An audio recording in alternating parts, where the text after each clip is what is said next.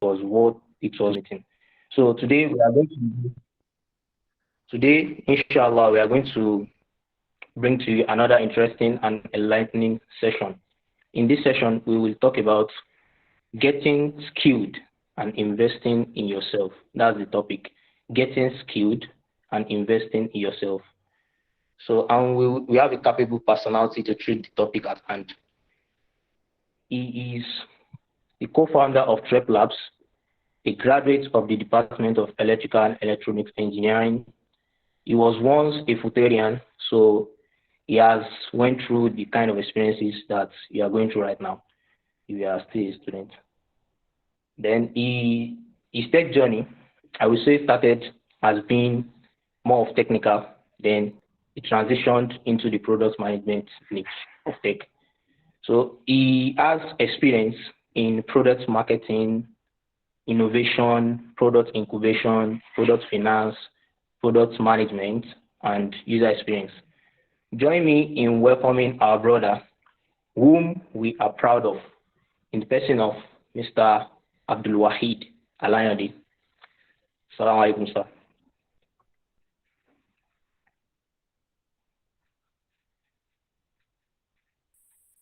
Assalamu alaikum wa Hello. rahmatullahi wa Assalamu barakatuh. alaikum. Wa alaikum salam. Wa alaikum salam wa rahmatullahi wa barakatuh. Can you hear me? Welcome. Yeah, I mean, You thank can you now. for the walk. Assalamu wa rahmatullahi wa barakatuh. All right, cool. Thank you for the welcome. And please, pardon me if you can hear me clearly. I'm actually under the weather, so it might be difficult, but I will try to be more vocal. Yeah, Abdul Wahid. I'm just a random guy out of the 7 billion that we have in the world. So in reality, I'm also work in progress. I'm also actively investing in myself. Sir, someone raised their hand. Maybe they can hear me. So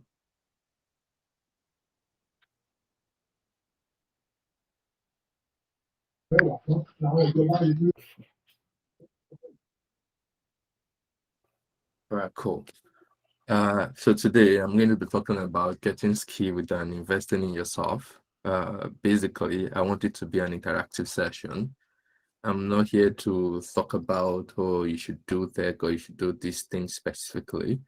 I'm here to talk about things I think you don't know or things I think you know that you don't pay attention into. Because I think getting skilled and investing in yourself, it's a complicated journey because it's not something that one size fits all. So what works for person A doesn't work for person B, and what works for person C we usually not work for person D. And that is why it is really difficult to get like a single formula for this. But what is important, it's actually a pattern for you to see and how you can move forward in how you want to craft or shape your career. So today I'll be going through the journey together with you. Why I'll be sharing my experience, and at the same time, I would also like to learn from you so that we can all come to a conclusive journey at the end of this session. One thing I want to gain after we're done with this program today is that everyone that is in this session today would go back and have something in mind that they want to learn and craft out actionable items on how they want to invest in themselves and what they need to do to get there. So I would like to share my screen with this little slide that I prepared.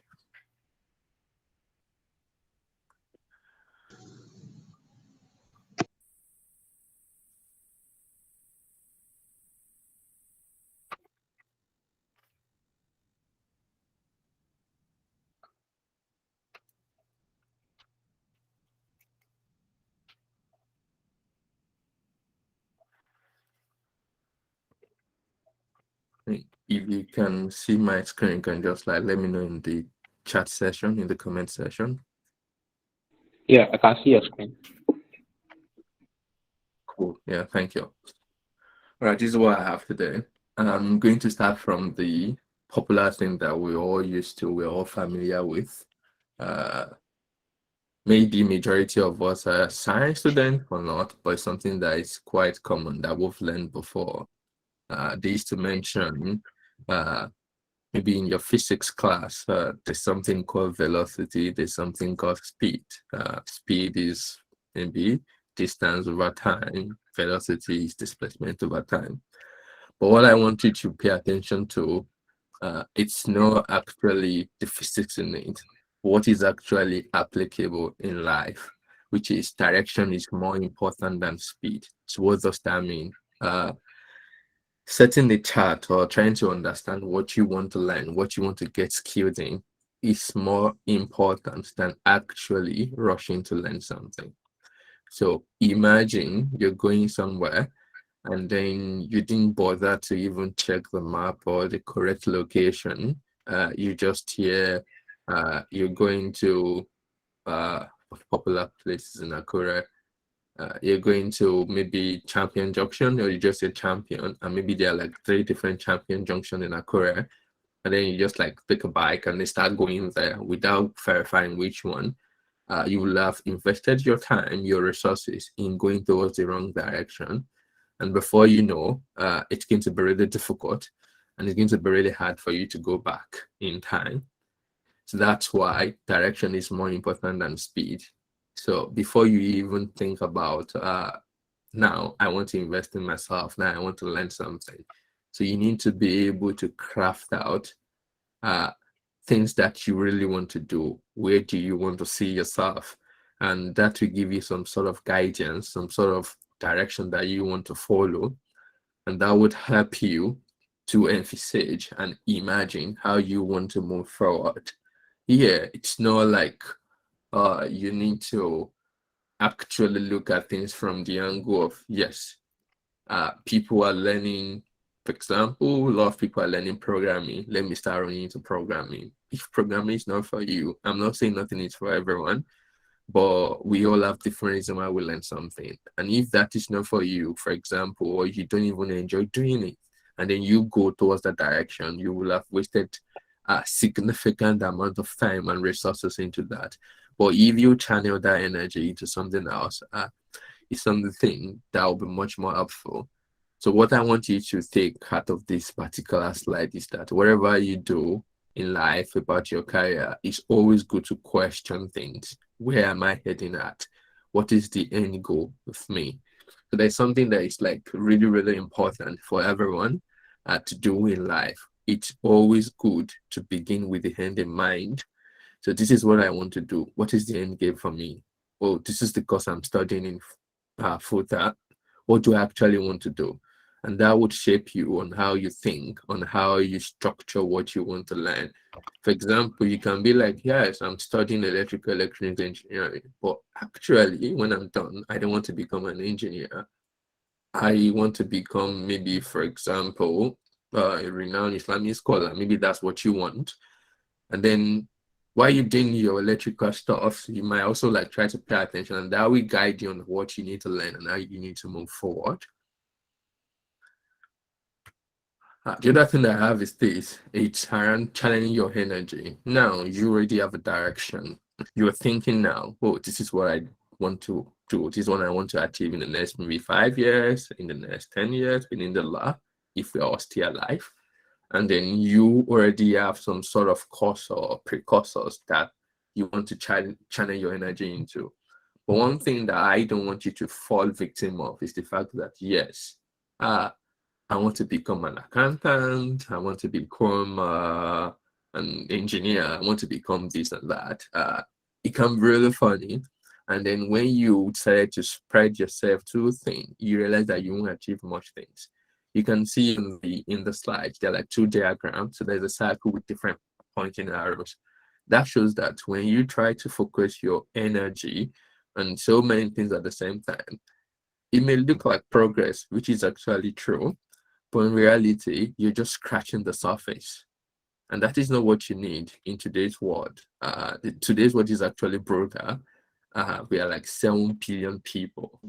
We're just like a drop in the ocean in the larger scheme of things. You want to bring your unique self out, you want to be different. And for you to do that, you want to double down on things that you think is important for you. If you look at the second diagram, it's more like when you do something one step at a time, you focus your energy on something that you think is important to you.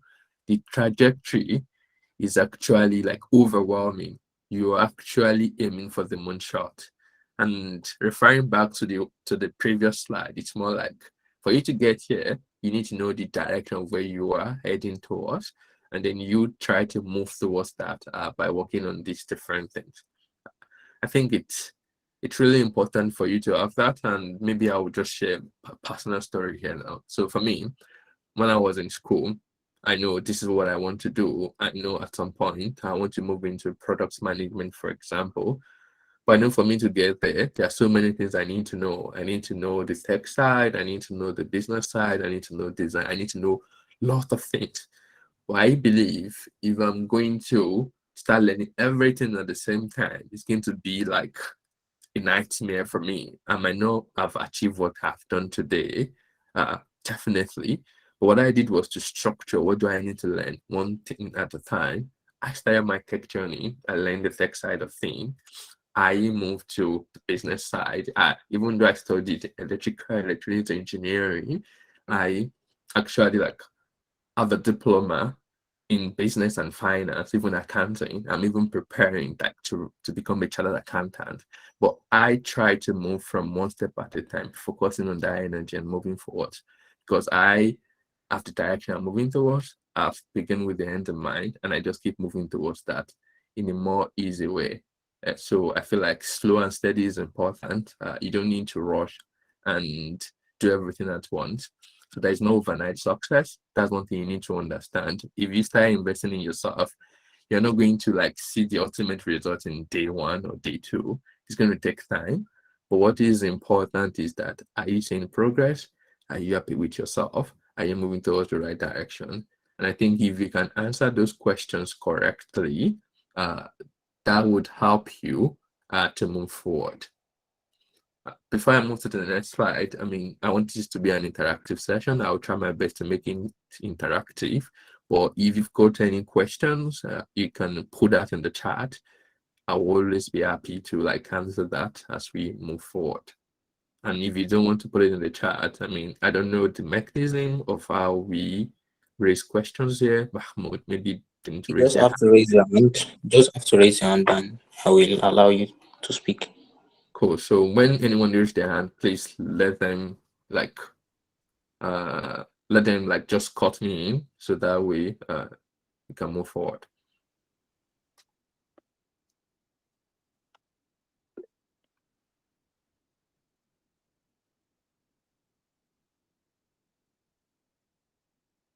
I can see someone raise their hand. Fuad has a question. You can speak. Fuad. All right, sorry. All right, so I don't know if it's too early to ask this question, but from your you just concluded part of your speech, you said you gradually transitioned into project management, and then you did the tech side, went to the business side, and the account part and everything. So I want to ask, at this points, right, you needed to secure jobs, and then some of these jobs require you to have maybe years of experience and all. So it's kind of pushes people to kind of just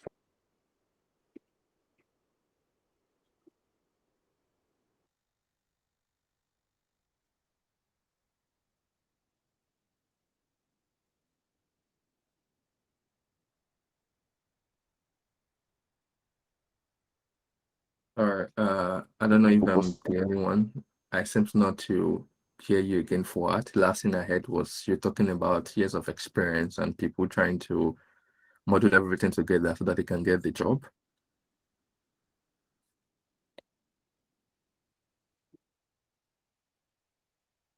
someone said, All right. That's a great question. Although I didn't get the last part, but I actually got the idea of what you are talking about. Yeah, you're right. I mean, it's really difficult out there because what is important is that you want to get the ends meet. You want to be able to get a job and be able to maybe foot your bills or whatever you need to do to make that happen. But yeah, the things to do is this actually. If you look at the way your system is structured, while you're learning, yeah, you're not going to like sit down in the corner of your room and like maybe just keep learning. You learn by practicing as well. So while you're learning something, for example, you pick up side project. There's so many things that you can gain experience from, and people really want that in the job. For example, now this is like MSSN program. If you're into tech, you might be like, oh, you just want to be like a website for MSSN, like pro bono for free. You want to run a particular training session to share what you've learned or something like that. You want to even be like a random project for them.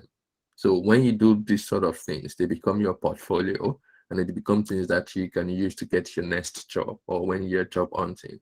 What people actually look into when they're trying to hire people, especially for entry-level role. It's not really about the experience that you have, but they want to see that are you learnable? Are you someone that is proactive? Like they're just betting on your potential, not really actually on what you can, like what you've done before in the past. But do you show promise? Like, are you someone that sees something and like just try and fix it up? Are you someone that is willing to learn? Can you learn real fast? Do you even know what you want for yourself? Those things actually amounting to how you get the job. I mean, getting the job is actually a skill on its own, and like you need to master how to like do interview really well because you're actually trying to sell yourself, and then you're trying to sell what you've done to make it much more like easier and for people to digest and see like the importance of things. So I think they both work hand in hand. Sitting down to learn everything at once might make you even lose your focus.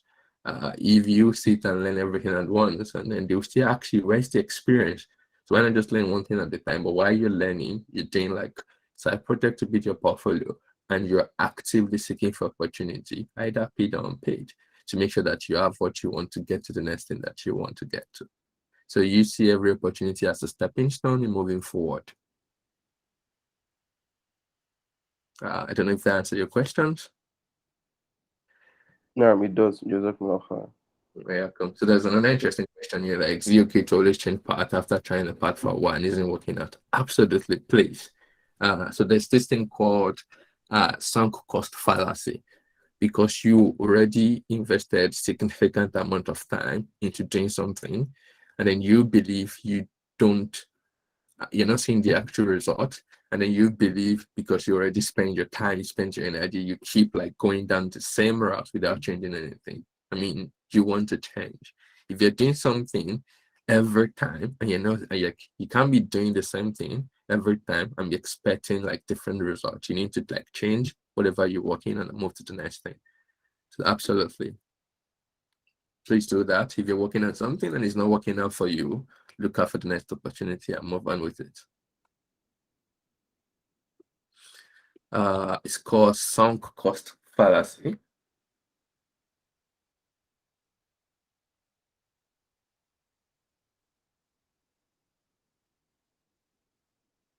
Right, going back to my presentation.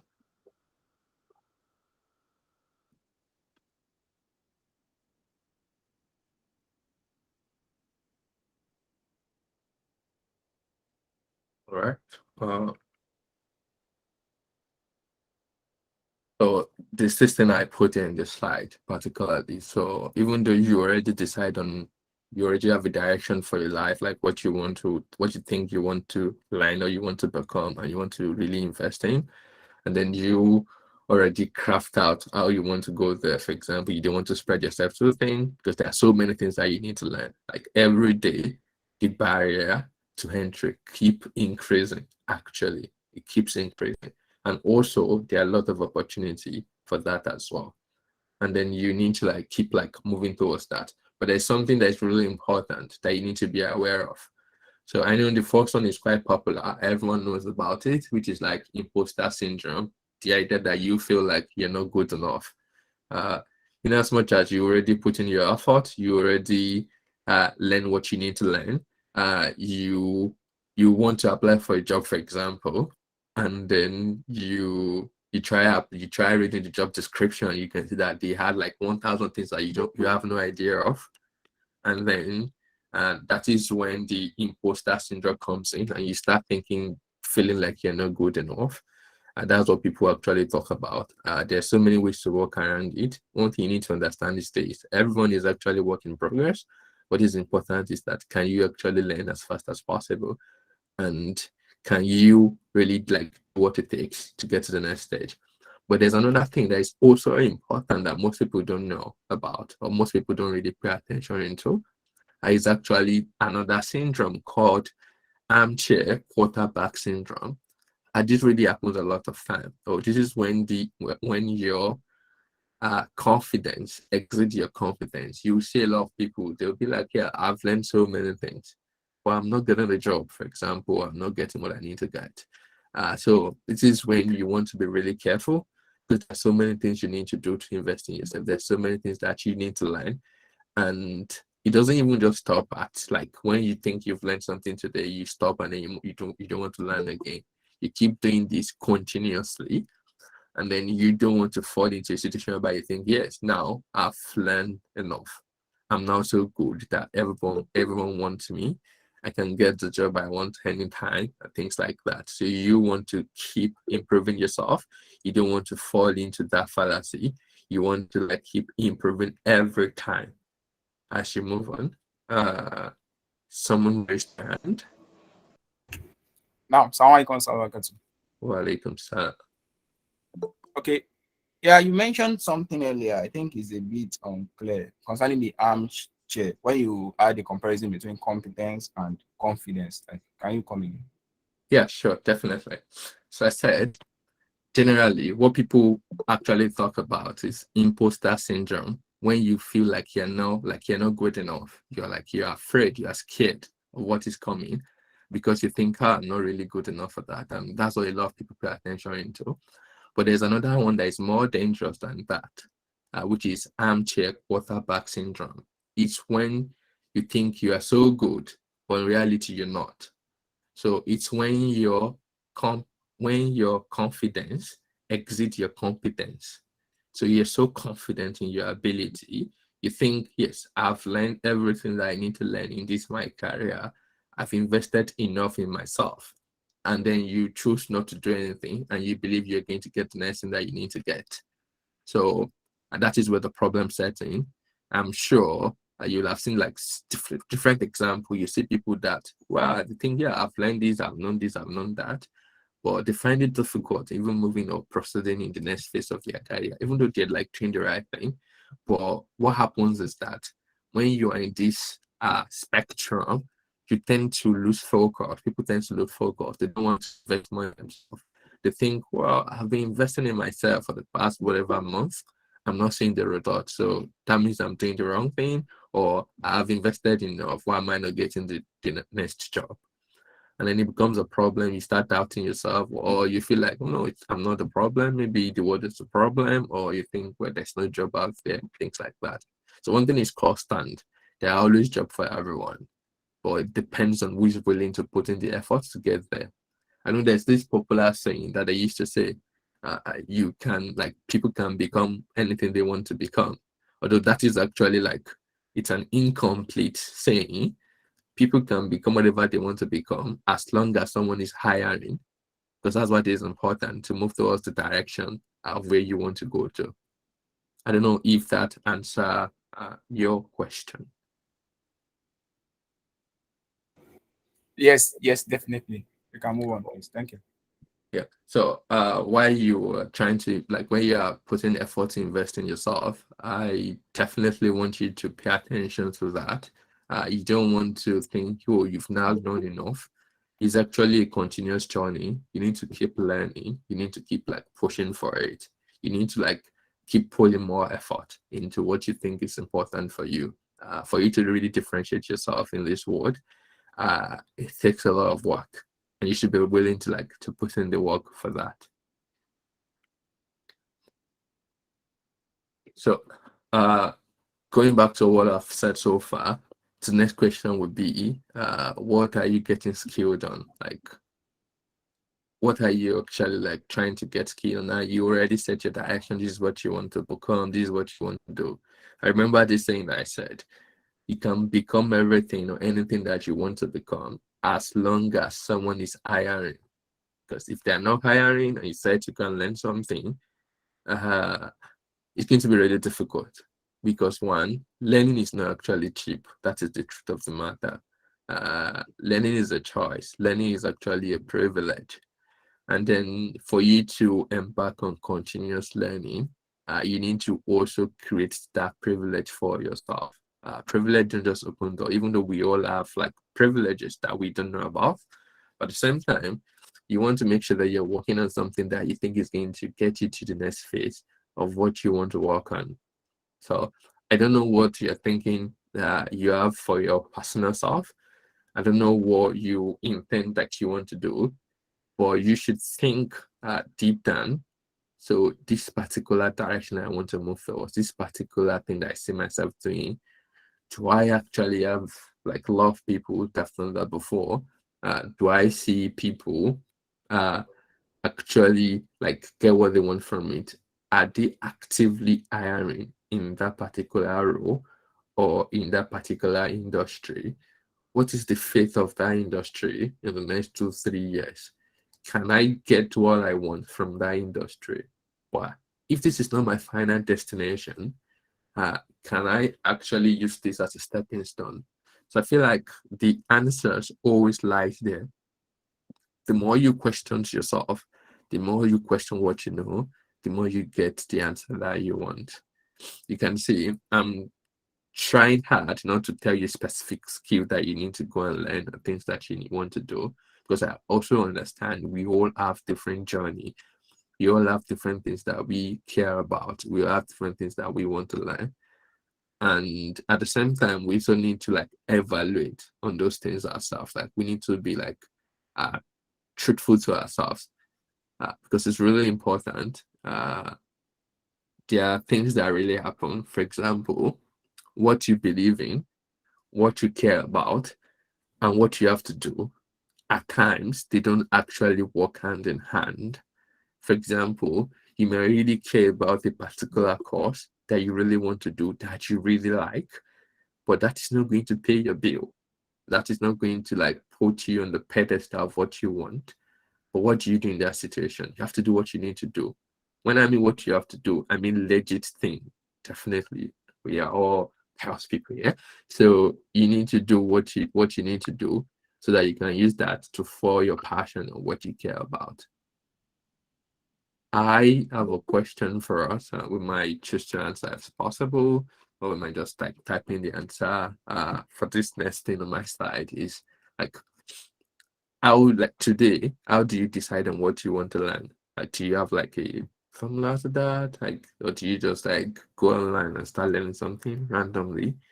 Do you mind sharing that with me? Okay, can I keep in my contribution? Yes, sure. Okay, so the way I do mine is that actually I plan my learning into like quarters. So we have 4 quarters in a year. Then every day I write something like a to-do list. So this is what I want to achieve today. Maybe I'm learning something on, let's say, Udacity or Udemy. I have to finish this particular module today. By the end of this module, I must know this particular topic. I must know this particular concept. So that's how I do it. I mean, that's interesting. I like that you seem like an organized person, which is good. Mr. Fuad.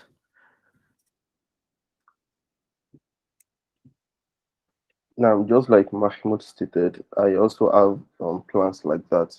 However, I also kind of make it flexible and chip in things mentioned in the community because I'm a community person. So, say on the WhatsApp group chat, someone comes up with a question or a very interesting discussion, and I realize at some point this particular skill or this particular discussion will be necessary for the goal I have in mind. So I kind of just chip it into the plan I have. So basically, I leverage on communities interesting topics being discussed that I don't know much about. So I just kind of chip it into my learning journey. That's really good. I mean, you're right. It's always good to leverage on community. Like that's what you've got. Like it's like one important integral part of things that you have to get out of uni. Because when you leave FUTA, the community will have been gone by then and might be difficult. But it's always good to maximize that now when you are in the system. I like the fact that you all have like a plan, like how you organize, how you learn things and things like that. Well, what I want to point out is this: there's no really right or wrong formula on deciding on what you want to learn or how you decide on what to learn actually. As long as you already begin with the end in mind, you know what you're going towards, and you always ask this question: this thing that I want to learn now, is it going to add towards where I'm going to?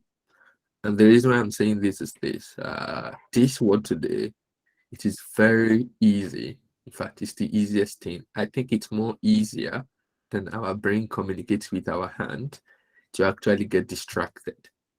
There are loads of content out there. There are so many things that you will see today that will always pique your interest every time. But what is also important is that you also want to protect yourself. You want to protect what you consume. You want to protect what you need to learn. And then because you already set up defining goal of, oh, this is where I see myself, this is what I need to learn. And then you make that as like a guiding policy on how you move forward to that. Another thing that I also want to share, which I think is also important, as to what Fuad said earlier, around leveraging community. I believe everyone here, even though we all have different aspirations, different dreams of what we want to achieve in life, but there will still be some sort of overlap. For example, maybe if there's a poll that's being run here today, like, oh, what do you want to learn? There will be some people that have something similar. It might not be in the same role, it might be in the same industry, it might be something that works together. But I think Mahmoud can do that later. Try and run a poll with everyone. If you can see some matching pattern of what people really want to do together, it's always good to do and learn together as a community. That would help you to keep yourself accountable. So, because it's really like a lonely journey, it's really difficult. You're going to get to a point where you feel like you don't even want to learn again. This is so hard for you. But when you see that you're not alone, you're not the only one like going through the same process, that would help you, and you can easily seek help, and that make it much more interesting. Another benefit to this is this. So imagine you are now done with school. So someone in a specific mastermind group, or that, whatever you would like to call it, let's say you are learning something together, you have a job, and then you're doing fine at your place of work. And then maybe your boss or even someone in the industry said, oh, do you know someone that knows something? And then you remember that brother or that sister that you share almost the same thing, you were learning together, and you try keeping yourself accountable. Like, yes, I know someone that is really good. So it makes it much more interesting for them to get into the door, because you only want to refer people that you know, people that you've worked with together. And this is an opportunity for you to work together. So when you say people as your colleague, people that you work together, you don't even need to work in a formal place to create that environment.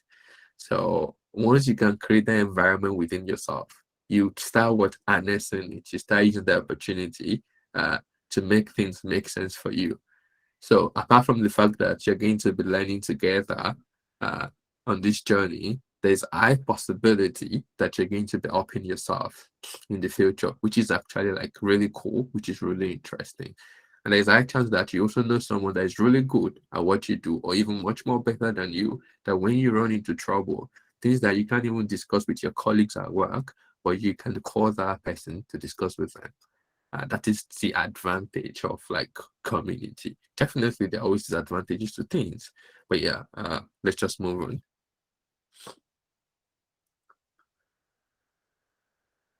Now, this is one important slide for me.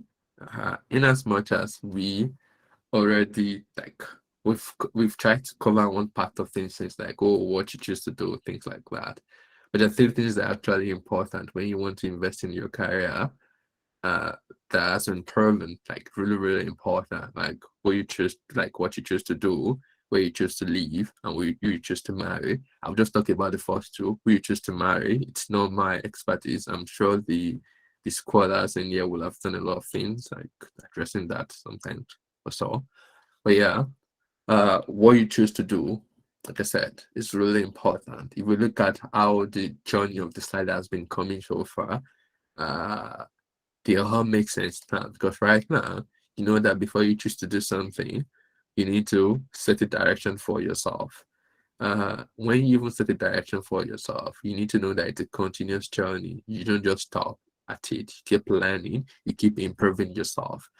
You know that when you keep learning, when you keep improving yourself, you also know that you don't want to fall into any of the fallacy. You know that you just need to keep doing this.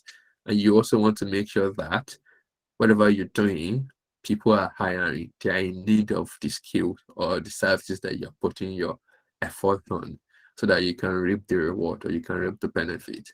But if it's something that you want to do pro bono, something that you really like, you really want to do, you can think about something else that will pay the bills for that. But you need something that is what's sustainable. Sustainability is really important. As long as you can achieve that, the sky is the limit. That's what they say. So I feel like we've really done justice to what we choose to do, but I still want to know if people, like, from the conversation so far, if people already start thinking or have like a sense of idea of what they might choose to do. Yeah, Mahmoud.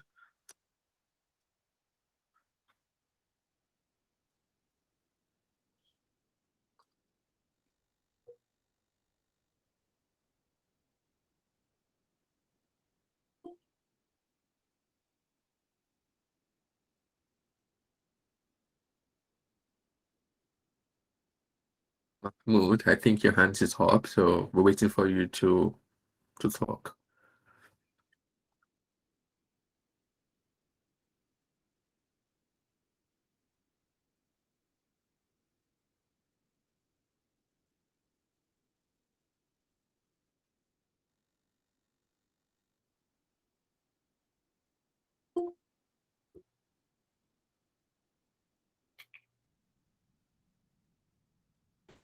Perhaps he's having a sort of network issue. Okay, but Attorney Sanusi, okay, kindly unmute yourself and talk, please.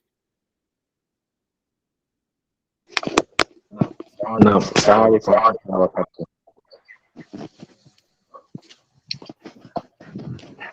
Walaikum salam. No, so my question is based on what one chooses to do. So I hope to leverage on the combination of my skills to build online presence for business owners, brands, and organizations. And what I mean by the combination of skills is like web design, content creation, search engine optimization, the three of them, combining those skills to build online presence for brands and organizations.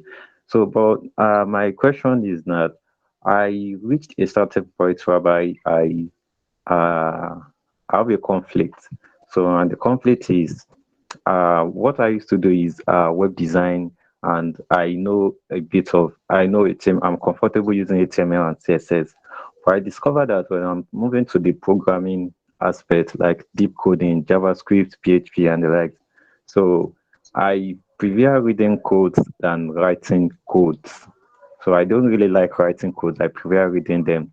So now I want to ask, do you prefer that I just I stayed on the mastering HTML, CSS, and leverage and trying to master the web design aspect than going to the programming aspect. So I would like to hear what you think about that part.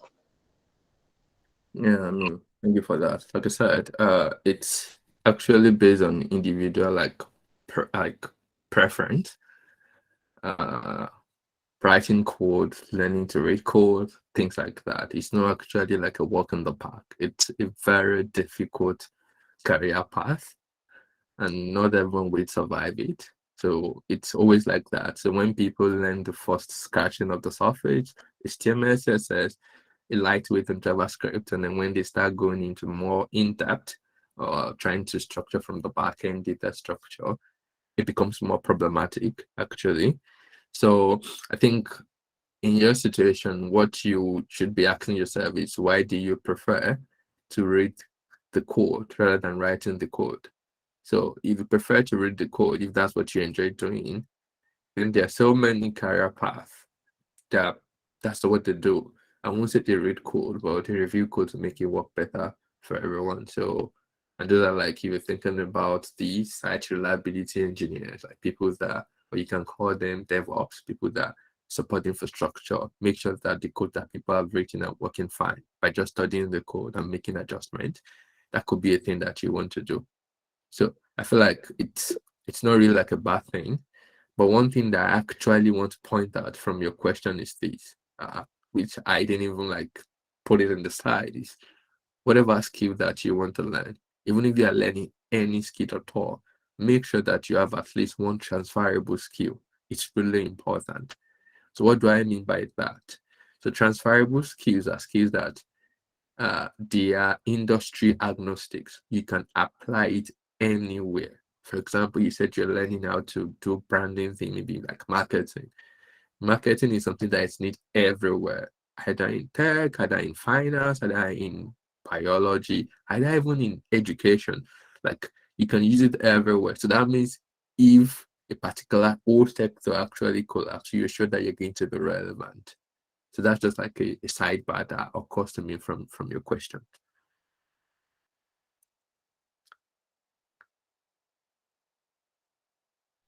I dropped my question in chat. Okay.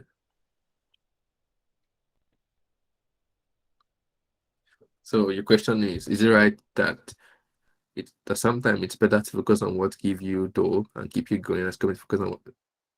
Yeah, I mean, it depends. Like I said, the word is actually complex. So it depends on your individual like circumstance. If you have the money or you have all the resources somewhere and you can keep like you have the firepower, that you have the money, you don't have like you're not worried about that, and then you can keep like learning as much as you can go with that. But what you care about and what you need to do, they don't necessarily have to like, they don't even like agree most of the time. So if you have something that you're passionate about and it's not going to give you the money, do the other thing that will give you the money, as long as it's a legal thing and you like it as well to a reasonable extent. And then the proceedings that you get from that, use that to finance your passion. I mean, that's the way I would look at it. You know, you always want to de-risk yourself.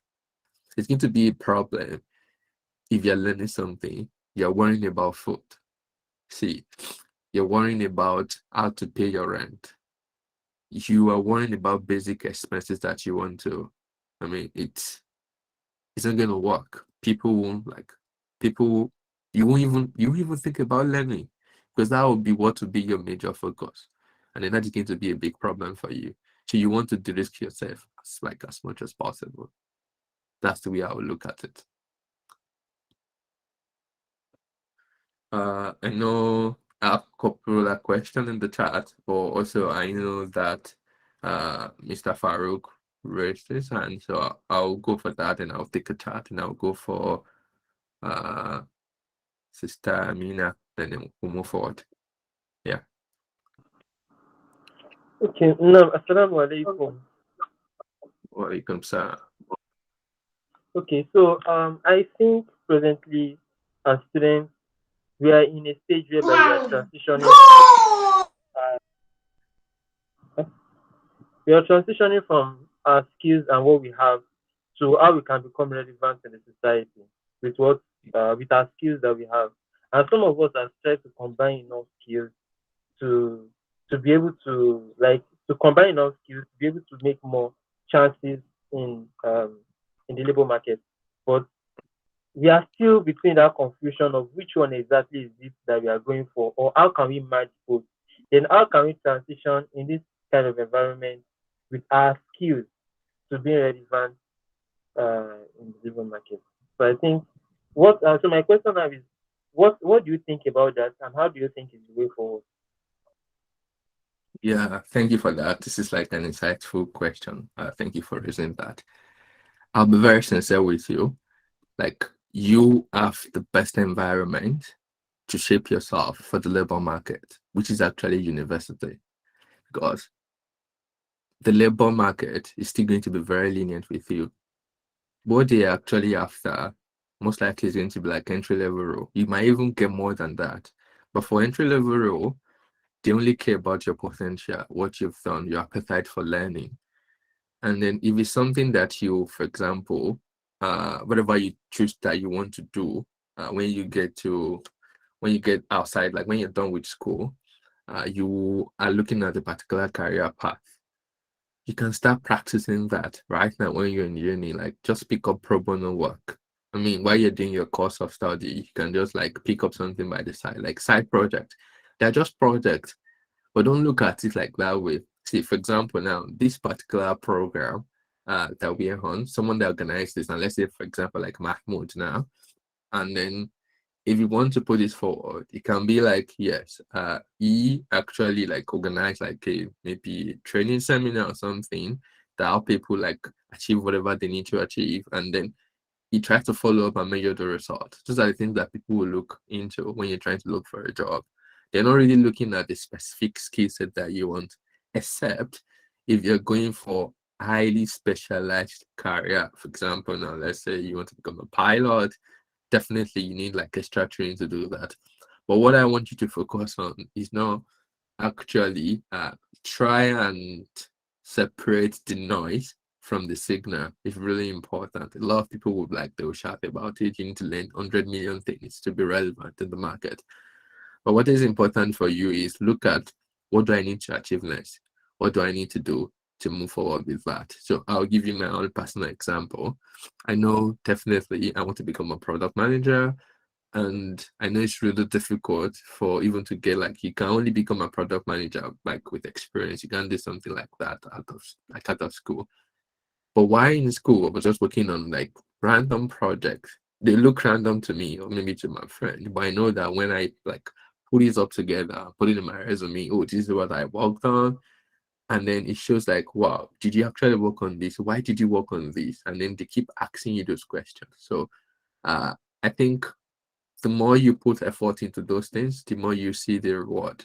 So, and this is where you can do that because you literally, for most people, they don't worry that much about what they need to eat when they're in school. I mean, they can still survive from barely like the minimum, and then they can do a lot of things. But when you're done, it becomes another story. You're thinking about surviving. You will even have time to learn as much as you want to do.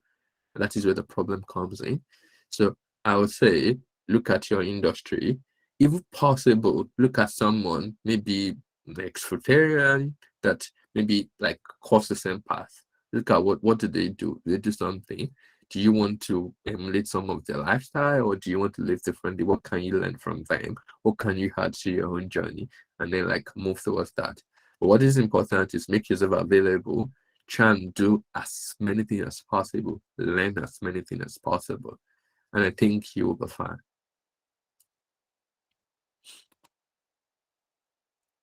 So I said I will pick another question from the chat, then I'll move to Sister Amina. What are the red flags to note when applying for job and or internships? I mean, that is like an open-ended question. When applying, do you mean when submitting the application, or do you mean when interviewing for the job? But regardless, let me just wrap them together. So when applying for the job, you want to make sure that you tailor your CV or your resume to the job you're applying to. It's really important because most of the time they just sort it out with their ATS, the application tracking system. So and they usually filter by keyword. So you want to make sure that the keywords, some of the keywords in the job description match some of the words on your resume. It's really important. You want to, ability to sell yourself is really important. You want to show your appetite for knowledge.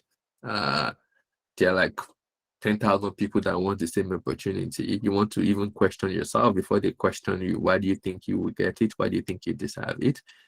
I mean, these are the things that you need to do for job applications. And I think they're not things that are actually like, there are things that are beyond your control. But one thing, like one of the surest way to usually actually get a job is to ask for a referral. You can go to platform like LinkedIn and look for people that are already working in the organization where you want to work. Ask them to refer you, like tell them, oh, I am this and this. This is what I've been up to. This is what I've done. I would like to work in your organization. Can you refer me? One thing you need to know is this: people would happily refer you. Do you know what?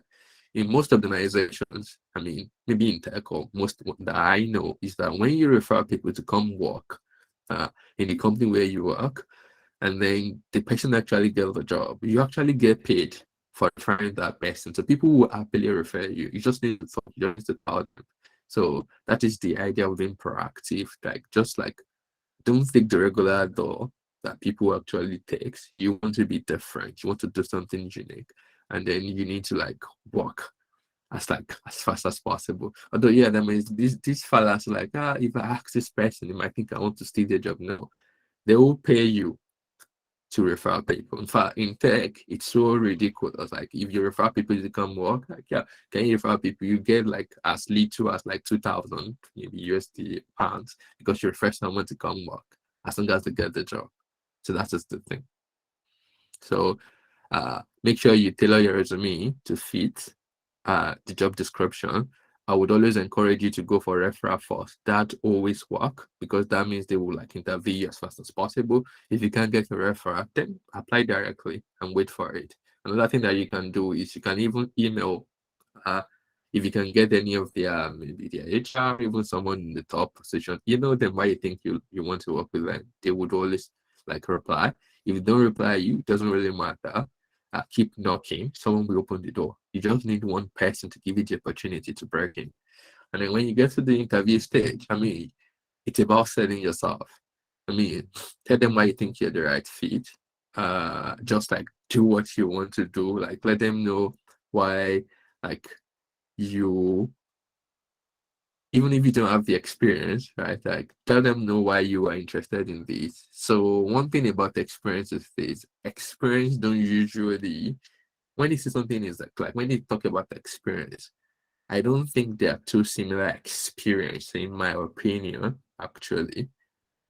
But what is important is really a relatable experience. So now, let's say you're applying for a job and they telling you that, oh, this job is really like it's tedious. I don't really like tedious job, but that's the only example that comes to my head. So I'm sorry for using this terrible example, but they're telling you that you need to work maybe, let's say you need to work under pressure or something like that. But you go from the angle of, yeah, maybe you want to work, like, are you proactive? Are you somebody that's self-starting? I think that's the best word. Like, can you work without little or no supervision? And you can even come from the angle of what you've done as a student. For example, maybe how you manage your time as a student, attending to your coursework, maybe going to farm if they've not scrapped that thing and doing other things together. That shows like you can balance things. You're like self-starting. You just need to make sure that you can relate your experience to what they want. That's all. And if they see that, they will let you know. What is important is like you show them like, here, you're committed, you really want to learn something, you really want to work with them, and they'll work with you as well. I mean, it's not like a walk in the park. You might apply to 100. You just need one person to say yes. You might apply to one and one person will say yes. Because you're applying to several and they're not saying yes, doesn't mean that something is wrong with you. But at the same time, while you're applying to 100 as well, please always make sure you change your approach because you can't be doing the same thing every time and expecting different result. So the question, Sister Amina.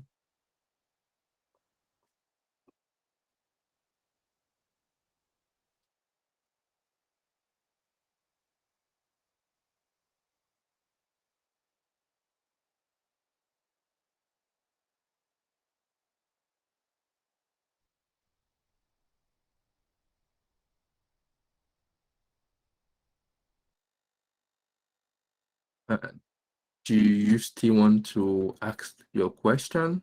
Or do you want us to move on?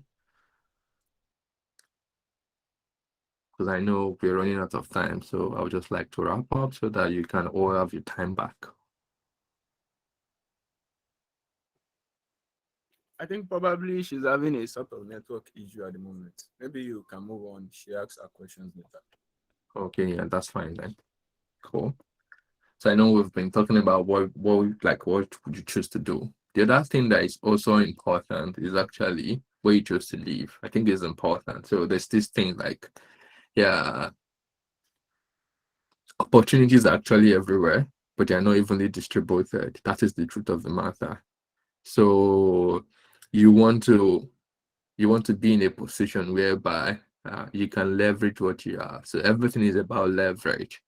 So when you stay close to opportunity, or when you live close to opportunity, it's going to expose you. It's going to give you like what you need to do and what you need to move on.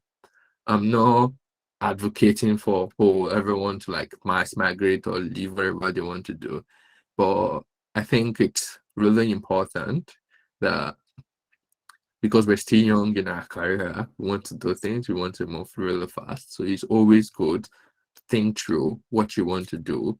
Are you closer to those opportunities? The more closer you are to those opportunities, the more easier it is for you. That's what I can say about this. I'm not advocating for a specific place where you need to live or whatever you need to do. But I think while you are investing in yourself and trying to learn and trying to upskill, trying to define the career path of things, also where you choose to live is important. In fact, I won't say it's more important than what you learn, but they actually carry equal weight. So you want to move closer to opportunity, you want to move closer to people that will be willing to take a bet on you. You want to be able to get to a place where you get more exposed to things that will allow you to move really fast. That is the way I'll see it. I mean, you can see it's quite like much more easier. I mean, there are examples everywhere. Let me even compare maybe Unilag and FUTA together. Unilag students will always get more opportunity than FUTA. That is the truth because of their location. They might not be better, but nobody cares. But they're closer to those opportunities. People will only give opportunity to people that look like them. That actually, when I mean look like them, I'm not saying that look like them in terms of like color or race or ethnicity or whatever it is, but look like them in terms of today, like maybe share common value, today like think together, because it's going to be a teamwork, and then you want to create that safe space for yourself. You want to create that experience for yourself. Like, yeah, I actually, because I want to work in this business, I actually share the same value with the business. So you want to create that environment for yourself.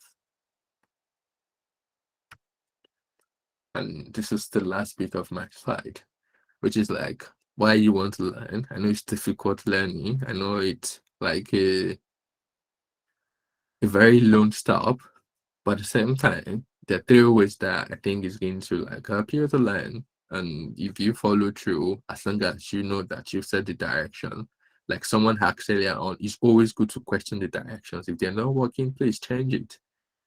Don't fall for it. So one thing is this: emotions actually play a critical role when you're trying to learn, like preparing your mind, like even clearing where you need to learn. For example, if you want to read the book, and then the fact that you put that book on your bed in the morning before you head out and you come back and read it at night will encourage you to read. So you need to prepare that comfort for you to learn. So if you need to learn, like someone said, like they have like a to-do list, you can even put that to-do list on your computer. Or if you're someone that like watching movie, stick it to the side of your TV. While you're watching the TV, you realize that, okay, I'm prepared to learn this. I think it's really important. Another thing that is also important is the like mental practice. So what do I mean by that? Like putting yourself in that position, like, yes, so if I'm done with this, if I get to this peak of my career, so how do I see myself? Who do I look like? What do I become? So that way you can also derive some satisfaction and seeing ways of, oh, this is likely going to work out for me. I feel like that will also give you the extra bit of push that you need going forward with that. Definitely, sustainable motivation is really important. It's going to be really like, it's a long haul. There's no overnight success. Nobody is going to promise you it's going to be easy, but you only need to get tougher and stronger. So what is important is that you just need to make sure that you connect your goal to purpose or long-term value. So once you create a sense of purpose for yourself, I feel like that is so powerful. You know that, okay, in the next maybe 3 years, I'm going to learn this and I'm going to be this. For example, let's say you want to be cooking and you're like, oh, in the next 2 years, I'm going to learn how to make this particular cuisine and I'm going to be one of the greatest chefs in this particular area. And you're seeing progress, you're moving towards that. That's the thing. But the more you connect to a purpose, the more you see that you're moving closer to those purpose, the more that would encourage you to move forward with that. So you want to make sure that you keep your emotions in check. You want to make sure that you prepare the environment that's comfortable for you to learn. You want to provide a cue for that. You want to embrace mental practice, see yourself as like, yes, if I learn this, what is going, like people that have done this before, how do they, like, what do they look like? What do they do? Do I want to be like them? Envisage that success, practice that success in your head, even before you achieve it. And then make sure that you've gone for sustainable motivation. Have a goal, have a purpose, work with your community, make it happen. And I think it's going to be an interesting. I believe if you follow some of these steps, you're going to actively select what you think is important for you, what you want to learn, what you want to invest in, as long as they are hiring, as long as it's going to pay your bills, and then you are going to follow through. So I hope you find this session useful. I try my best as possible not to dictate a specific thing to learn or a specific area that you need to work on, because I believe we all have our unique journey. But what is important is that whatever you need to learn, please, direction is more important than speed. Begin with the end in mind. Make sure that you know what you really want to, what you want to achieve, and then go for it. Do it diligently. Make sure you're seeing progress. If you're not seeing progress, always question your assumption. Try and change your path. Try and change your directions. And it definitely, in the life, everything will work out fine. You know, that's what I have for us today. More questions, more discussions. I'm happy to do that. Jazakallah khairan. So if you have any question, you can raise up your hand, or okay, we have someone raising his hand. Brother Yusuf, you can talk. You can speak now. Jazakumullah khairan. So really appreciate your efforts so far. It has been such a wonderful and very beneficial session. Thank you very much for your time, and thank you very much for preparing something as amazing as this for me and also for my colleagues as well. Now, so my question, going down to my question, actually I have a number of questions because we rolled out a form or like a poll sometimes. So, but if we have other people that have questions, so maybe they can just cut me so that it will not just be me asking. So I will just ask as interval. So yeah, I hope you can hear me, please. Yeah, can you hear you? Okay. Loud and clear. Okay, yeah, thank you very much. So in a survey that we conducted, so whereby we asked people what is that thing that is really holding them back, so from this learning process, what is the thing that is really holding them back? So, and most people, most of the results that we got were mainly two things: lack of resources and procrastination. So I would like you to really talk about this particular aspect. Okay, cool. So lack of resources and procrastination. Cool. I'll start from lack of resources. So one thing like we all need to know is this: in life generally, when you want to do anything, either you want to learn, either you want to work on any project or anything, your resources will never be enough. It's going to take more more resources, more time than you plan actually. Or when you mean lack of resources, so what do they mean by that? So am I talking from the angle of, is it the money they need to do what they need to do, or is it like, what do they need to learn? I mean, so I feel like if I have more context, I might be able to help. So, but when it comes to that, so let's say what they want to learn is online, for example. I feel like there's too many things that they can solve this. So when it comes to lack of resources, if you want to learn anything online, I think virtually everything that you want to do, you can actually learn online, even if you need to learn how to cook or whatever you choose to do. What would be the major burner is that, yeah, it's really difficult to get internet. So, I mean, there's so many ways to get cheap data subscription. You could leverage on the university Wi-Fi. It could be something that, for example, maybe the MSSN can even like buy like different Wi-Fi packages for different groups that are learning in the same region, and then they learn that together and move forward with that. So that's like lack of resources. But when it comes to other things, like if it actually involves buying things, let's say maybe chef, now you need to buy like all those like cooking utensils or every other thing.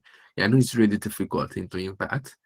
So, and that is why you need to look into if what you want to learn is on the high side, it's really demanding, it's really expensive for you to finance.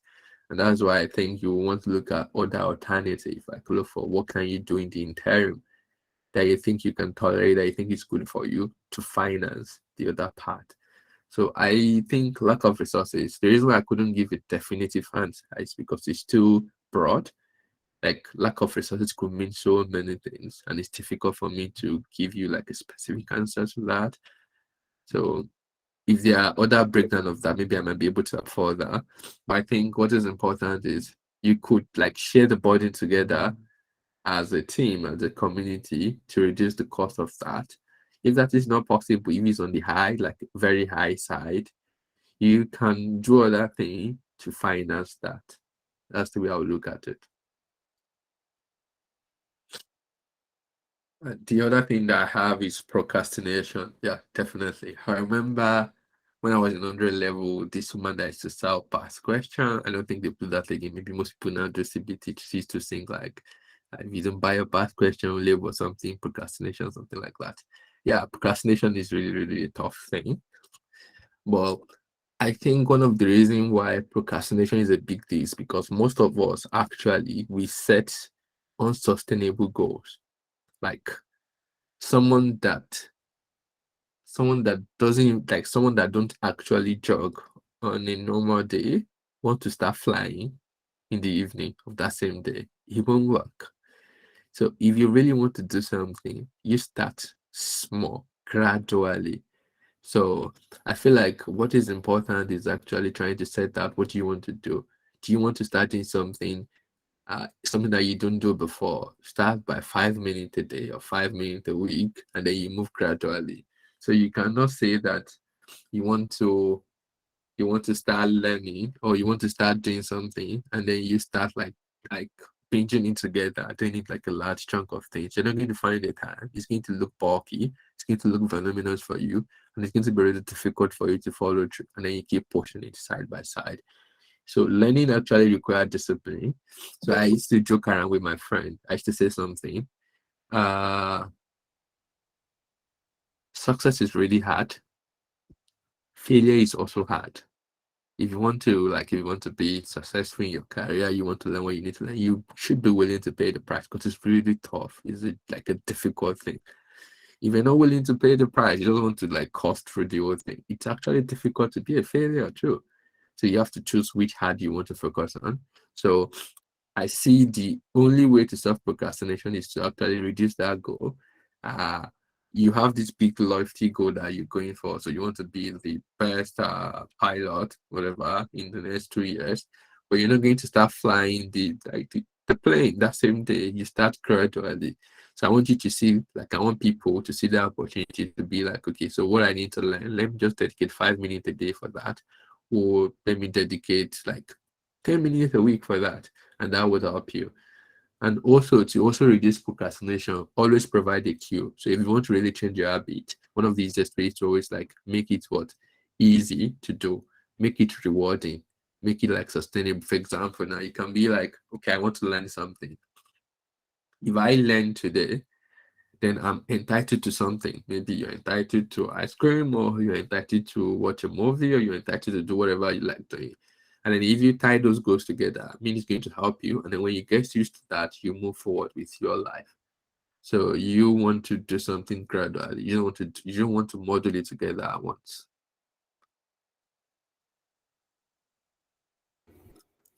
Yeah, thank you very much for that.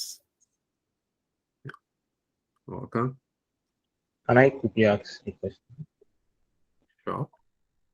Okay, so speaking about access to resources, that's what I said earlier. So though the question is somehow open-ended, it's somehow too it's not too specific. So what I think is that there was one time when we were running a program called MAMIT, Movement for the Advancement of Muslims in Tech.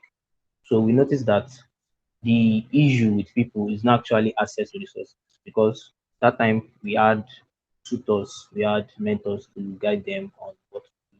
We had resources, everything we needed. So, but the issue was the students, they were not responsive. Sometimes the um, mentors have to go into their DM to be begging them to go into class to attend classes. So what I noticed is that maybe what makes some people not learn is actually that they don't know the value of that particular knowledge that they are supposed to have. I think that's one thing that is important to take note of. They don't know the value. That's the Interesting. So why do you think they don't know the value? Probably because maybe they've not seen the results that is closer to them, like someone that has done it before and has achieved something big. So probably that's why. Why do you think they've not seen the result of someone closer to them? Uh, I don't know. No, maybe they've not exposed themselves to that kind of opportunity. So why do you think they've not exposed themselves? It's it's becoming somehow funny. I don't know. Well, I mean, that's a trick to always get to the root cause of a problem. When you're facing something, always like keep questioning why. I'm sure you'll be able to find something. For example, so why is it that they don't have people close to themselves? Could it be that as MSSN, you need to do more of that? Could it be like you need to like, I don't know, have a place where they see things like that? Could it be that you need to make them see things different way, or could it be that they're not even interested? I feel like there are so many ways to solve this. So the more you ask questions, the more you get your answer. So I'm not trying to put you on the spot. Sorry about that, Mahmoud. I'm just like trying to teach you the tool.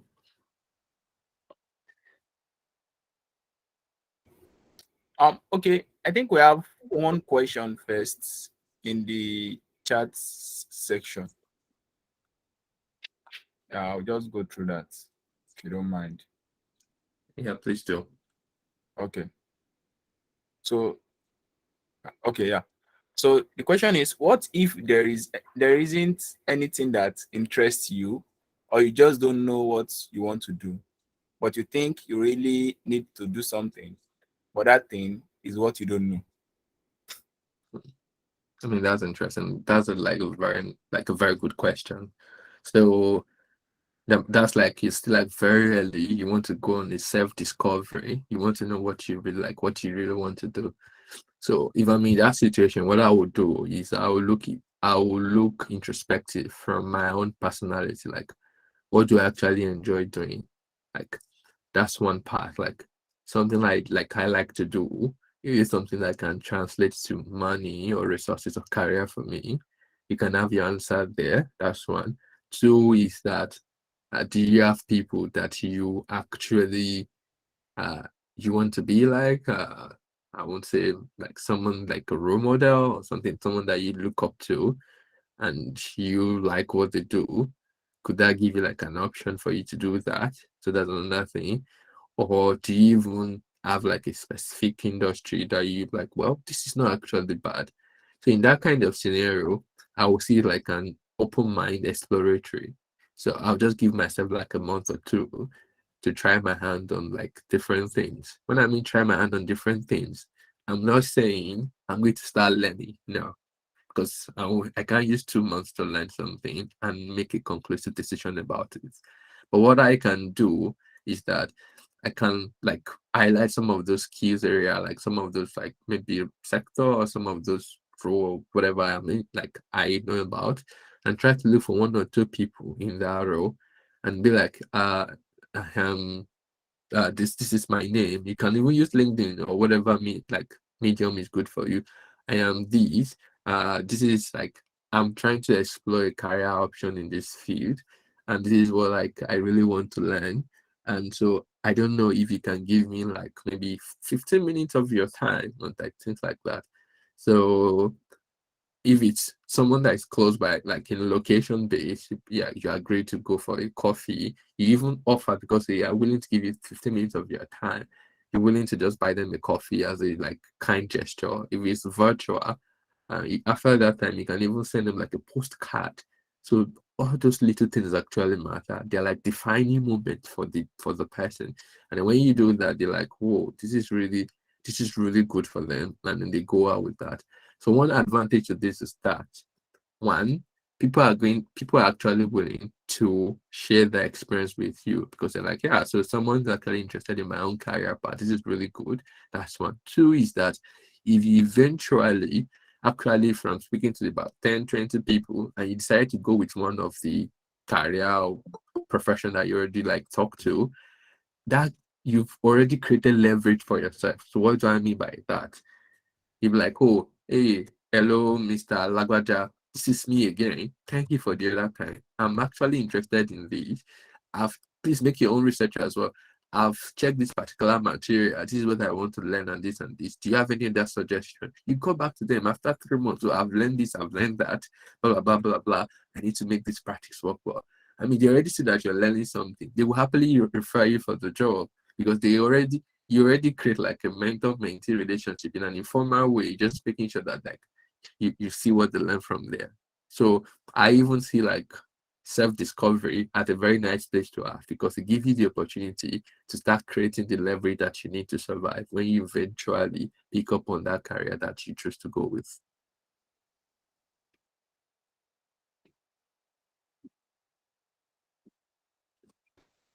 Yeah, that makes sense. Thank you very much.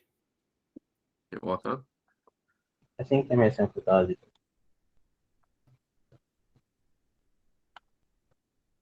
MSN FUTA I can buy. Yeah, so yeah, thank you. Thank you very much. Thank you very much, Abis, for the insightful and power-packed session. So thank you very much. It's nice having you speak again. So first, I have a question, and then second is that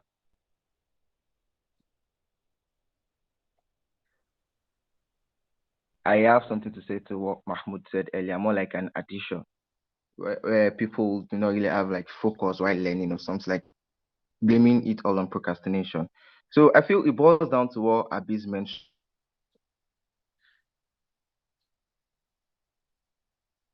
when he was trying to talk about ways to learn, where he stated sustainable motivation. I feel what most people lack is they do not define the goals of why they're learning to a purpose. More like there's this stuff that Coursera does of recent, that before you start a course, they're going to ask you, why are you doing this course? What do you hope to achieve by the end of this course? It's more like a learning objective of this course. So I feel once people try as much as possible to do this, instead of just jumping outrightly to learn, that is one of the reasons that's causing people to have like, will I say, apathy towards like learning, and then this is hindering their growth. That is the addition. And then to the question that I have is that I feel this question is what like most people who are probably in the universities are going to be facing once they are trying to like transition into tech. So let's take a person as an example. Let's say we have an individual who is in his 3rd year in the university, or let's say a 4th year student who is currently on a first class and is trying to transition into tech. And once you get to transition to tech, let's say you're 1 year into tech and then you're trying to start to apply to entry-level roles and opportunities, and then you are still on a first class in school. it becomes very hard for you to balance your school and then your tech journey. So what advice will you give to individuals or persons who find themselves in these kind of situations? Because many times it gets very difficult to make a decision. Thank you very much.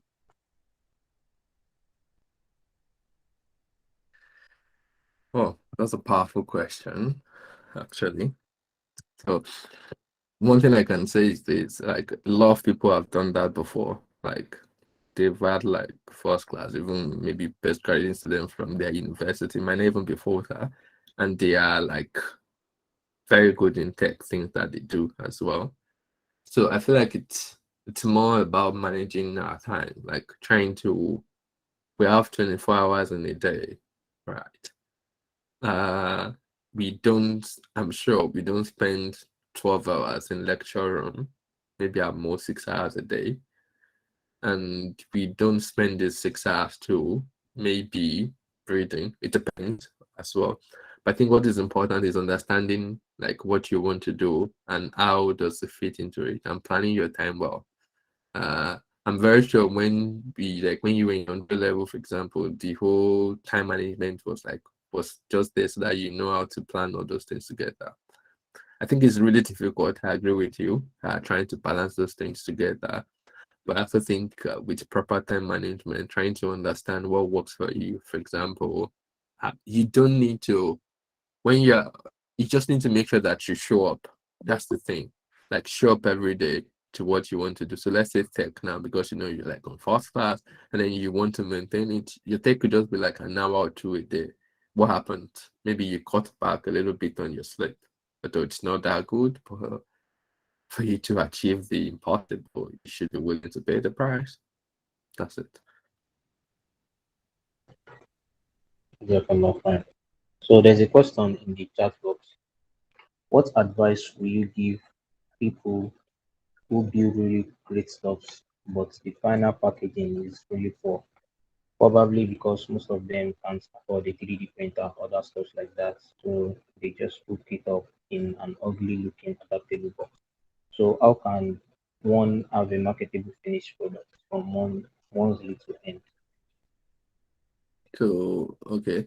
So what you're saying is you build something and then people are not buying it. Oh, interesting. I think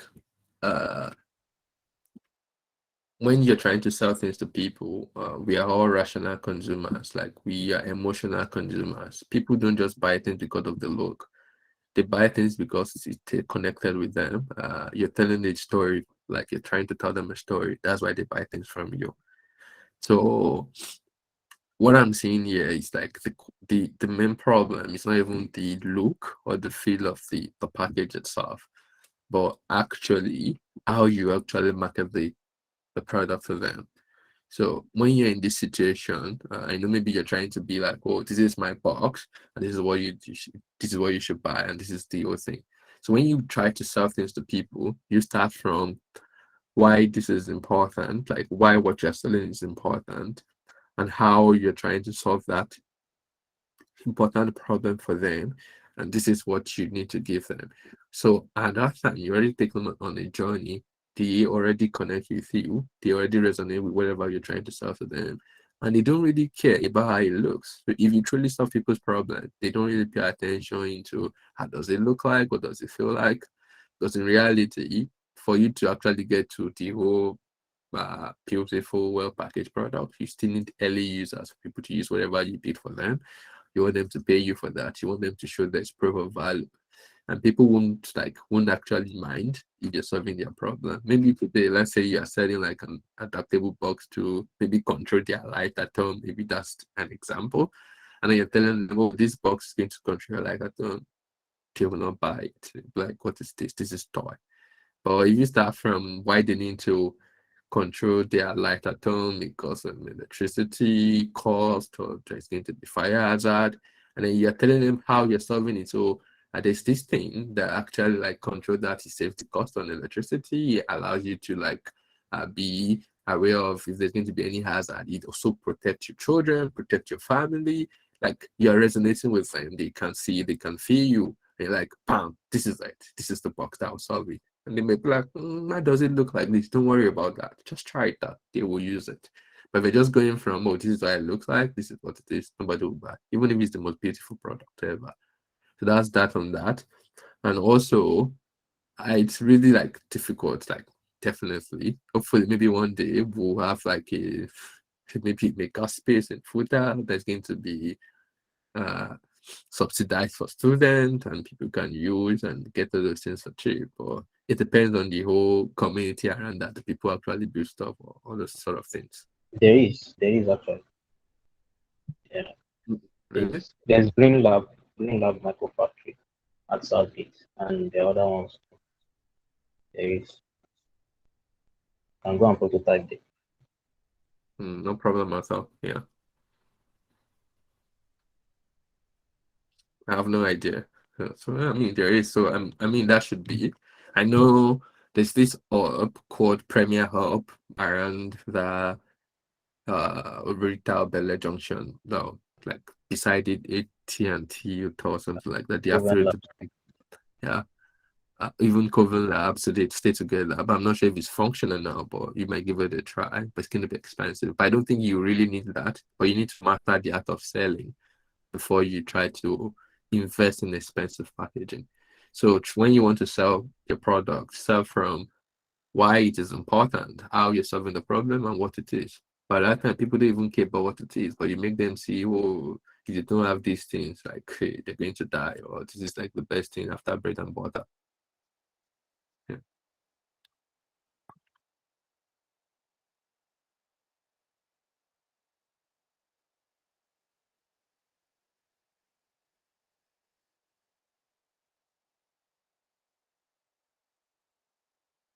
All right. If anyone, I think someone has a question. What are you supposed to come by? Okay, now, Assalamualaikum. Walaikum salam. Yeah, thank you very much for that. So I think we've really learned a lot. So one other question I have here, so is just a little bit about your experience also as a Futarian. Most of us got to know you, you and your colleague, so through Trep Labs. So the solution and like I say, a tech startup that began when you were still in FUTA. So the question I would like to ask is that you are somebody who studied electrical and electronics engineering, and Trep Labs is a startup that focuses on providing a solution for medical services. So like what can you really share a life experience that made you like think in that direction?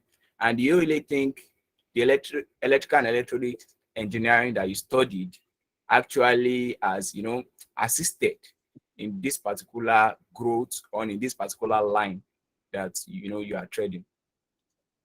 Oh, interesting. Thanks for the question. Does electrical electronics assist that?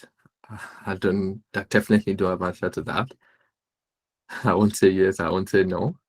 It's difficult, but like, can I attribute some of it to FUTA? Yes, I can, because the school like provide me the environment for me to thrive.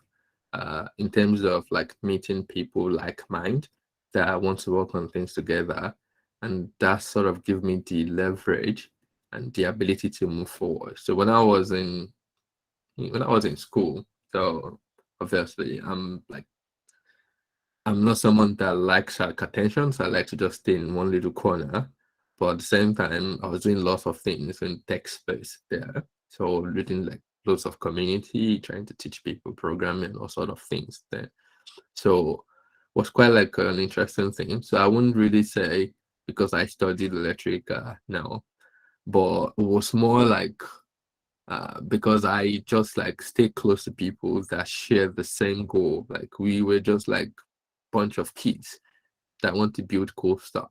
We never even imagined like we're going to do things like that. I mean, and for me, I'm someone that is impact driven. Before even regroup that everyone knows about, I remember when I was in 200 level, My first personal project was when I used like Kinect, that's like a Microsoft technology, to be able to scan infrared through the bone and try to monitor stroke patients.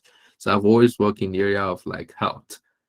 And the reason why I actually work in the area of health design was quite simple. I didn't really like, not because I actually have like a passion for health. No.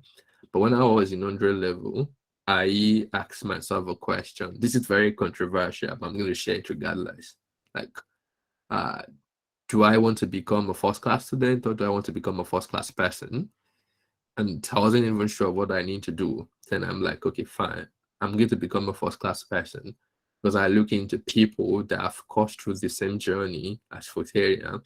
I look at what they were doing at that time when they were done with school.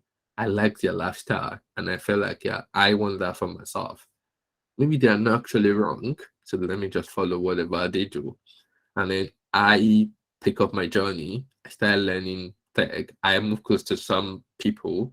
They're already doing that in school as well. Like they like walk me through the work and all sort of things. So there was this competition called Microsoft Imagine Co-op. I look at it as like people that always go for that thing when they're done with it. Like I know that when they're done with that particular competition, like what they do after was something that I like, something that I really want to do. I started preparing my mind to win Imagine Co-op. And then I also look at history. Most things that will win in Nigeria or whatever are always out related. So that's why all my attentions has always been focused on health. So I competed for the Imagine Co-op. That was like 5 times before winning the 5th time. So that's like you have to be consistent, you have to be persistent, and every time I always build something new, something different. For example, building a device that scan entire human body and trying to make sure that they have a default in their bones using Microsoft technology. That was the first one. Building a wearable watch that monitors the blood pressure and heart rate using MMSP. That was the second one. Building simple emergency notification device and apps for stroke patients. That's where again, that was the third one. Then I moved over from health. I was like, maybe this health is not working. Like I said, constantly evaluate your options. Maybe this health is not working in Nigeria. Okay, let me try something else. Build like a VR that helps predict agriculture. That was in 2017. Yeah, we came third. I remember, but I probably this actually worked. Maybe I should give it the last try. Went back to health, built road trip, and then we won. So that was the sort of the journey for me. I also like health because I like impact. I just like to do something. I don't know if that answers your questions, but that's just a bit of my own personal story there. So it wasn't more of, so what I want you to see is this, why what you study is really important, but it wasn't really more of the course of study that should shape your career. It should be people that you work with, people that you want to become, the environment that this class provides for you, and what sort of things that you can learn from the journey. I mean, and yeah, it's not gonna be easy. That's the truth. You just need like keep like pushing out for it. Lovely. Thank you very much. Jazakumullah khairan. So, brother Fuad, you can go ahead.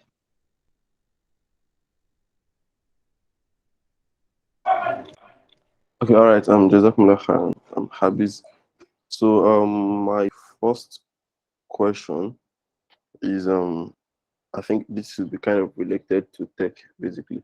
So for some of us who are currently studying in school and then doing things that we won't really say it out of our course of study, but not exactly what it's known for. I mean, the proper workflow is you study, get a good grade, then get a job as an engineering student, get a job at an engineering company, and so on. But for someone going to go into tech, so it's more like someone has two options. And then from my little experience, I understand that the tech field is a bit unstable. Today, they can lay people off because of one particular, maybe their stock prices dropped or something. Then next year, they can decide to. So the instability in the tech field, and then the bit of stability in the traditional stock. I mean, if you get employed in a government or a private company, at least there's an assurance that maybe at least 10 years, 20 years, and all. So I wanted to address that. And then since it's something like a part that's like an uncharted part, it's only recently that students started taking parts different from the normal status quo. You go to school, study, get employed in a company, and that's all. Then also, yeah, so from your experience also, those that have taken that part, like someone like you, someone like your partner, because there's this thing called survivor bias. We only hear stories of those that actually made it, not stories of those that didn't make it. So from your experience, of those that have actually taken the part and everything, can you just, is it like a form of motivation, a form of assurance, or just the reality? Thank you. Thank you for that. I like the question. So there are like two folds. The first one is tech is unstable. What do we do about that? The second one is it the surest path to whatever you want to do? Right. On the first one, being tech is unstable. I want you to look at this from this angle. This is actually a mindset shift, actually. So tech itself is actually a means to an end. That is not the real goal. So I want you to know that today. So tech in particular is not really an industry like that. It's not really like a sector like that. Tech actually leapfrog another sector. So what do I mean by that? It's more like when you're building tech, you're still working in a specific industry.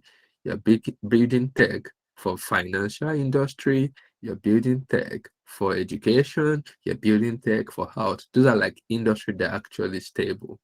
So in that regards, I don't really see a risk with that because tech is transferable. So what you do in education Hello, how are you? be Can you applicable. problem is off your mic. So what you do in education can sometimes be applicable to health, can sometimes be applicable to finance. Not all, every time, but most of it. So that's why tech is one of like the interesting transferable skill sets today. And that's why most people like try to go there. And because the barrier to entry is a bit low, kind of, although it's getting steep day by day, but that's why it's like that. So I won't want you to see it from the angle of, oh, it's unstable, something might happen tomorrow, but rather see it from the angle of tech is a tool that is being applied to old age industry. So even if you are so passionate about your course of study, let's say you're studying agriculture, so the question would be, this tech thing that I want to do, if it's tech that you want to do, can I even use tech in this agricultural thing? So what flavor of steak can I put in it? Oh, well, this agriculture thing, I don't even like it anymore, but I already know how to do this thing. But I can also apply this thing in health. So let's say you build like an image processing stuff that dictate the disease, for example, by taking picture of leaf or whatever. And then you're doing well with that in agriculture, but you don't like it again. You can take the same code base, just change the training data, put it in human or farm thing, and can take picture of human and maybe know if they have disease or not. So those are the kind of thing I want you to be thinking about it. So it's more like what I'm learning today. Can I use it in other industry? Please make sure it is transferable because we don't want to come back tomorrow and be like, oh, what I'm doing before is now obsolete. I'm no more relevant. No way. So that's the way I would look at that. The other one is take the surest path. I mean, no one will come and be like, oh, if you do this, you're going to get this. Like, even no soothsayer can even say that correctly. So I feel like why might not be the surest path, but it's actually one of the easiest paths for social mobility, for you to break into things and for you to like move forward. Tech actually measure your ability to bring yourself, your creativity into limelight. You're not actually limited. You can do things and move forward with it. So that's the way I will look at tech. Do you have people that also did this tech thing, maybe together as a student, and they're not doing fine? So doing fine is also relative. Success is relative. Doing fine to me might be doing fine to them. But I think most people that I know, or let's say majority of my friends, they are all doing fine, in my opinion. The people that I might think they're not doing fine, maybe they think they're doing fine, or maybe I think they could be doing better. There are people that maybe while learning this tech thing, they were not focused. They were just like jumping A to Z, Z to B, B to Y, things like that. And so that's the whole thing. That's the thing I can say about it. Okay, now Thank you very, very much. I mean, well, yeah. Right, you can go ahead. Okay, so now one other question I have. All right, thank you. So one other question I have here with me, so is okay. As Muslims, so we understand that we have to be picky about our career path and even what we do, in to be specific, like whatever solution we are providing. There are some things that we cannot do, even something like in the healthcare sector. So there are some things that we cannot really go into. So what can you say about developing your profile, or developing your profile in the tech industry, such that you just fit in such a way that you are not that you cannot do this thing, and you can only provide solution for certain number of things. I don't know if you get that particular question. Yeah, I agree with you. Yeah. So one of the revered author that I really like, called Carl Import, he wrote a book called So Good They Can't Ignore You. So that's the thing. So when you are really top of your game, so you have options. And I think that's one of the things that tech would give you. You dictate on what you want to work on, which area do you specifically want to apply this to. Why? Because it's transferable. You are not hooked to a specific thing. So let's leave tech aside. So don't let us keep the conversation towards tech. But in general, when you have a transferable skill set that is applicable across different industry, and you're really good at what you do, it becomes much more easier for you. Because people want you, they want you to use your creativity, they want you to use your ingenuity to solve a problem for them. They won't even care about every other thing. They just want you to do their job. And then when you're doing that, you already know that this I can do, that I can do. You have the options to select. So that is why it's important, like, to know what I want to do. Does it really support my career? If yes, good. What I'm learning is going to create options for me. Once you can create options for yourself, then you can choose. Although you even know that getting options, like ability to choose from different options, is privilege. So you want to create this privilege for yourself. That's the way I would look at it. It's more like there are things like, you know, that you're not going to cross the line, you're not going to do regardless, because of money, because of your thing, and you won't do it. But there are things that you know that, okay, I can do it. Doesn't really affect my day, and you do it. And there's some things that it doesn't even affect your day, but it's something that you don't just like, you don't want to do it, and you won't do as well. So those sort of things will give you the opportunity to do that. So you asked me to mention the book. So the title of the book is actually So Good They Can't Ignore You. It's by Carl.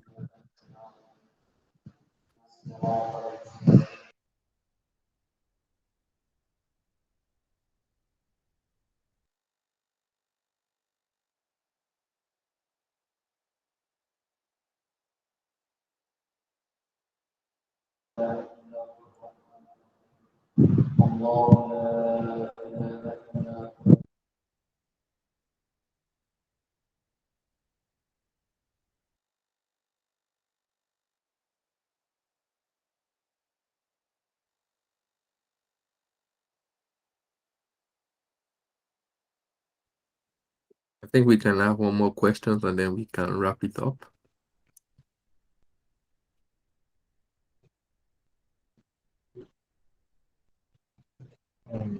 Sorry, you don't have any other question. Okay, still on that same question, I would like it to, maybe share a bit of personal, your own approach. So on how you have actually, structured yourself in that format, such that you don't get offer that really go against your value or your dream? Right. I mean, there's no like a right structure or formula to it. So I know what I know what I want to do, and I work in product management. And even for me to be an effective product manager, I must really love what they're working on or what I want to work on before I can even think on how to improve on what or why we need to build whatever we're building. So it's more of a personal thing. Like when you see an opportunity, it's not every opportunity that you take. You just feel like this thing is not for me. For example, I don't work in finance because I feel like finance is really difficult. There's no way you do finance that you won't deal with interest. So those are the lines that I don't really want to cross, things like that. So I feel like it's really hard to give like a specific thing. But once you leverage your skill set, you leverage your network, and then people know what you are capable of doing, you put yourself out there too. I think it's also important. And then they will respect you for your decision. I mean, it's so simple because you already have options. If you don't have options now, that's when desperation will set in, and you be like, oh, I don't have any option, I must take this by force, or things like that. It's really it's more of a personal preference thing. It's not things that you just be like, oh, because I'm now in tech, every opportunity that comes my way, I must take it. No way. So you need to ability to actually feel that what you think is good for you is also important, because you don't want to get a job, but you don't want to work on something that you won't bring your best in. You don't want to learn as much as possible. So I feel like even when they approach you with this offer, they might look tempting. You don't even want to move close to it. That's just the whole thing. Like when someone asks you, can you come out and work on this, maybe, for example, bank thing, you're not going to work with banks, so you don't even need to give them audience. It's as simple as, oh, thank you for the opportunity. At this moment, I'm actually busy with this, but that doesn't really pique my area of interest. This is what I like to do. If you have any that can let me know. But the more you move closer to those things, the more you it will be very difficult for you to overcome those temptations. So you don't even want to move close to it. That's the way I look at it. Yeah, that was very insightful. Thank you very much. So I think presently we don't really have lot of questions. So while I recognize the presence of one of our Muslim fathers in FUTA, the person of Amir Dr. Sharifuddin Busari. So I think he probably has something to say. You can unmute yourself, sir. نعم أعوذ بالله من الشيطان الرجيم بسم الله الرحمن الرحيم جزاكم الله خيرا. I want to particularly appreciate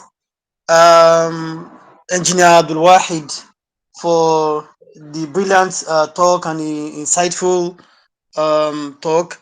I ask Allah to continue to strengthen him. I've read and heard a lot about him. May Allah continue to elevate him. So it's been a wonderful session. I have personally learned a lot as well. So may Allah increase him in knowledge and piety and goodness and all that is good for him in this life and the hereafter. I just want to note that while we are rounding off the session, we have a few of our respected fathers in the house who may want to chip in one or two things maybe in the next few seconds. Like for instance, we have Professor Abdul Qadir. Some of them is a professor of economics at the University of West Indies. He graduated from FUTA around 30 years ago, and he's here with us. We have people like Brother Beya Jamil from Japan, and many other ones, about 2-3. We have Amir, Edwanullah Mustafa is with us. So maybe next few seconds, if they have one or two things to contribute to before we round off the session. So I just want to bring that to the attention of the house. Thank you.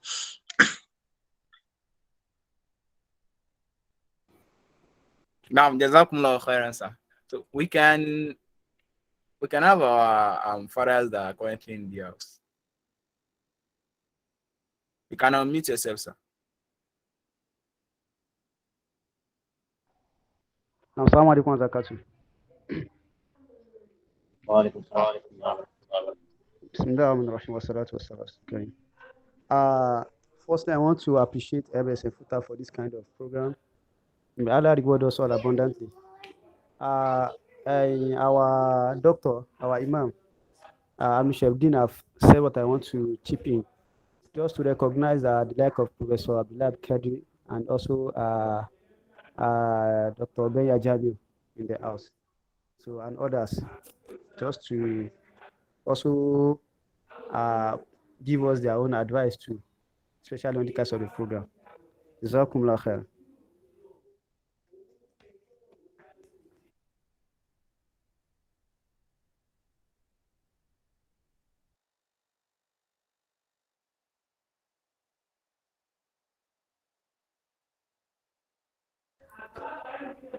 Madam Yusuf, are you there? Now, Salaam oh, okay. Now we can have you, sir. We can have you, sir. alaikum wa rahmatullahi wa barakatuh. Walaikum salam. Alaikum assalam wa rahmatullahi wa barakatuh. Alhamdulillah. I wasn't planning to make any comment. MashaAllah. Our brother Abdul Wahid has done an excellent job. I was joining to learn and to also benefit from the discourse, and it has been a very rich one. May Allah subhanahu wa ta'ala increase in knowledge and wisdom. May Allah make the information beneficial to all of us, those who listen to it and those who will listen to those who have listened to it, inshallah. I honestly don't have anything to add. I think it was very comprehensive. The questions were also very relevant, which actually gave him opportunity to expatiate on a number of things that he touched on. So may Allah subhanahu wa ta'ala bless all those who have organized this program and those who took their time to attend. So I hope you will continue this kind of program, and it is quite a very it's an encouraging thing. I don't know if you've been doing it before, but with the ease of access of people participating online, so we have the benefit of many people joining and providing their own insights wherever they may be.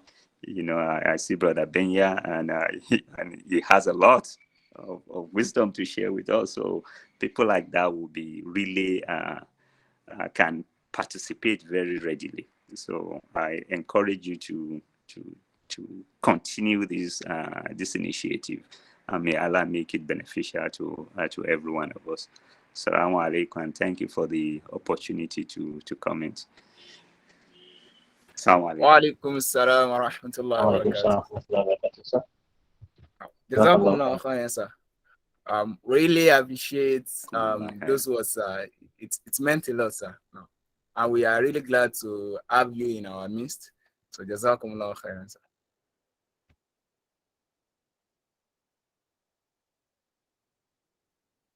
Okay, so I think for the moment we don't have any further question any longer. So It seems everything is so all questions, okay.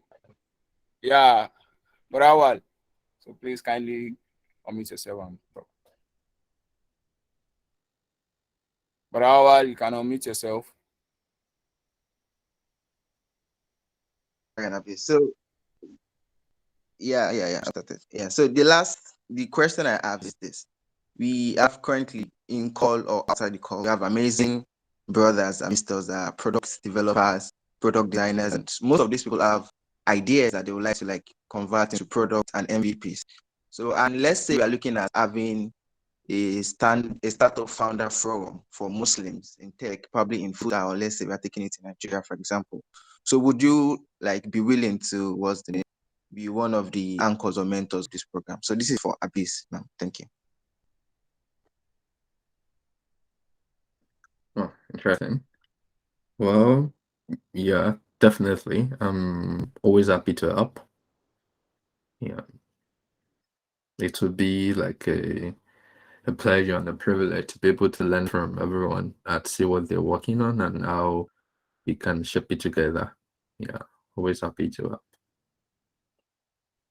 Jazakallah khairan for that. Thank you very much. Contact. So, so we've come to the end of the program. So, just as a recap of what we've done so far, I'll just list some of the items I have here. So, first one, direction is more important than speed. So, setting out your goals, your journey map is more important than the actual journey. Then begin with the end in mind and ask questions. Ask questions. What is your end goal? What do you want to achieve at the end of the task or the project? Focus on gaining expertise in one niche and be unique. And it is okay for you to change paths. And when the path is not working for you, it's okay for you to change the path and try another path. And you have to know that everyone is a work in progress. And it is important that you can learn and grow as fast as you can. Then the concept of armchair is that you think you have your confidence exceeds your competence. So you have to try to prevent this kind of falling into this kind of trap. Then another thing is that you can become anything you want as long as someone is hiring, as I said. So there is no right or wrong way to go about what you want to learn daily. As long as you have your goal in mind, your end goal in mind, you'll be able to get things done the right way. Then another thing is that one of the best ways to get a job is through referral. You have LinkedIn, you have other platforms that you can use. And LinkedIn has proven to be very effective in that regard. Then another thing is that where you choose to live is very important. And the more you place yourself closer to opportunities, the easier for you to get the opportunities and you can leverage on what you have. Then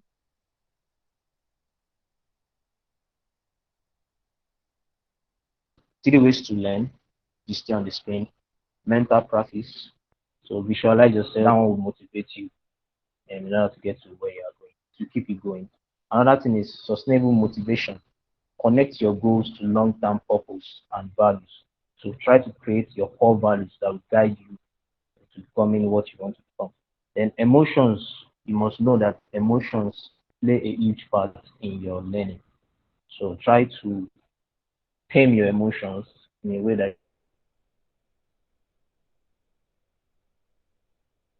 is going to help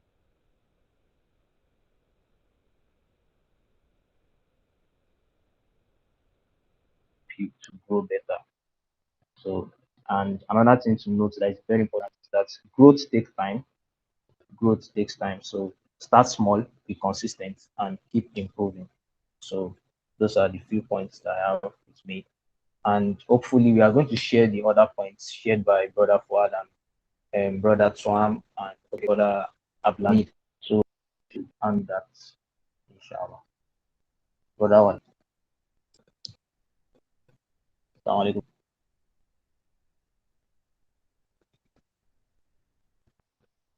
Brother Yeah, Awal. what's up? No.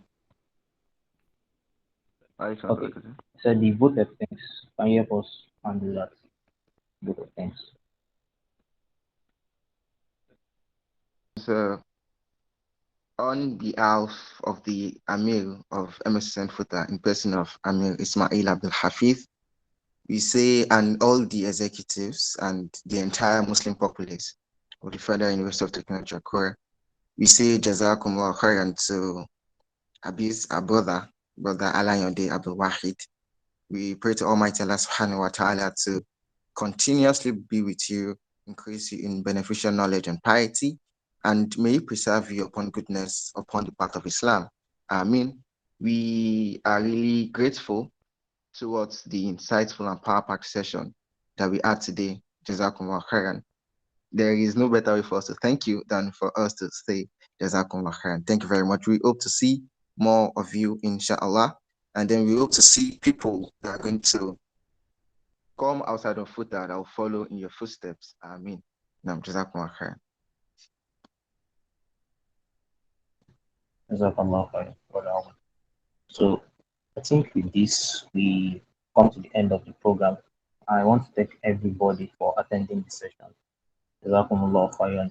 May Allah make what you gained here beneficial for us in this life and the hereafter. Assalamu alaikum wa rahmatullahi wa barakatuh. Wa alaikum salam wa Assalam wa rahmatullahi rahmatullahi wa barakatuh. wa barakatuh.